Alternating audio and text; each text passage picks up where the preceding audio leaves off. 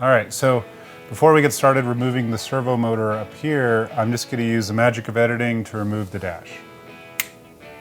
Now the dash is out. I'm going to move on to what I really set out to do, which is replacing this servo motor here.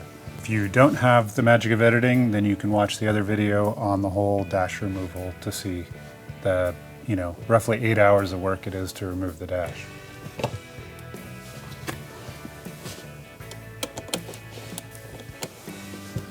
These screws are both T25s.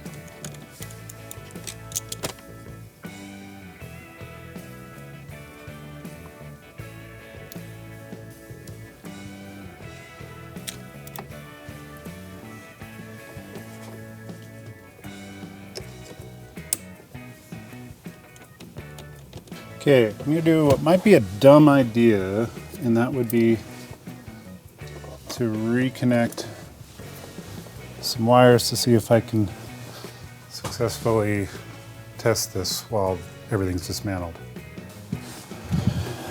Now, did I say that I think this is a dumb idea? Let me say it again. So I've reconnected this, I think it's a central control unit. Might be the infotainment module, but I think it's more central than that. Here's obviously the screen for infotainment. Since I need this to control the AC, I need these components. I think I probably need this too, just because it's got that defrost button. And I obviously needed this center console sitting here so I could reconnect these things and actually try to start the car. Now, I don't know if the immobilizer works, having the keys here, if that'll be enough. I don't know if pressing the brake is gonna register. A lot of stuff is disconnected over here still, including the main cluster. So yeah, I guess a few airbags could go off. Hopefully I'm not disturbing anything with the yellow connector right now when I reconnect the battery. We'll see. Worst thing is I have to actually start the car to test the climate control. All right, I'm reconnecting the battery now. Okay, if I try just turning on, do I get anything on the screen here? Nope, over 10 seconds. Headlights kicked on. Here's the car starts. Wow. Huh. So it's not really dependent on a lot of these modules working.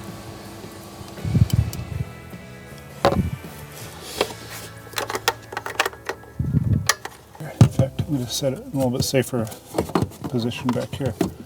You good? Let's try again. Hey.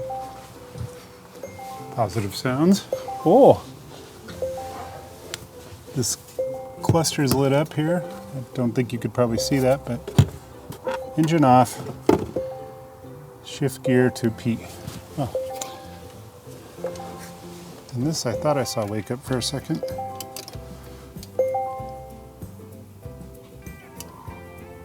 Come on, screen.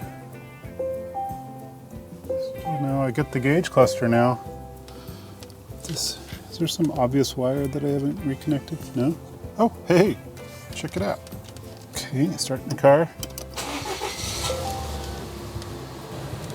I have air coming through. It's pretty cold air. What if I go all the way low? And I want all the way high. Okay, this is the side that always worked. What we're going to watch is inside there. That's the blend door. And when I switch, I'm in high right now on the right side. And I'm going to switch down to 62.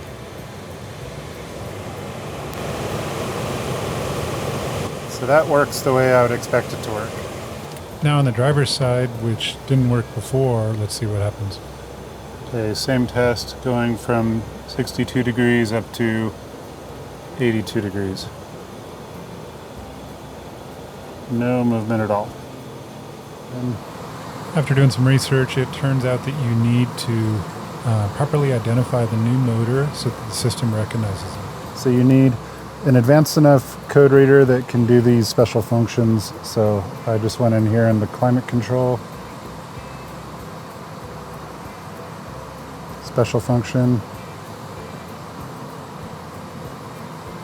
Identification of damper motors. If you don't do this, then you can't complete the calibration stage because it doesn't recognize the new motor. And this step usually goes pretty quick. Okay, and that's done. Next step is to calibrate them to figure out where the start and finish is. This step usually takes a minute or so. And while it does it, you can see the different damper doors opening and closing. And most importantly, you can see this one rotating here. So that's a great sign. The one on this side should be doing the same. And then there's also some down at the bottom here that you can't see very easily. But, oh, the routine's completed, so it's already done. And that's it.